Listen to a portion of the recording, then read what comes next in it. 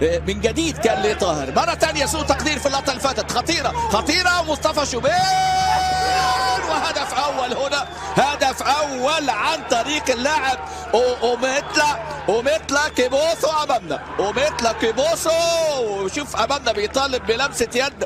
هدف ليه اللي دخل النهارده كأساسي وبيلعب في جالكسي. هذا اللاعب أمامنا هو كرة كرة الهدف الأول في اللقاء عن طريق المهاجم اللي عنده خبرات طبعا كيبوسو اللي بيسجل. بص امامنا لاعب، شوف الاعاده تريزيجيه يبحث عن المساحه. تريزيجيه التعادل، تريزيجول التعادل، تريزيجول يا ولد محمود حسن. تريزيجيه هو اللي عنده الحل النهارده، الكابتن والقائد لمنتخبنا الوطني المنتخب المصري. التعادل عن طريق تريزيجول.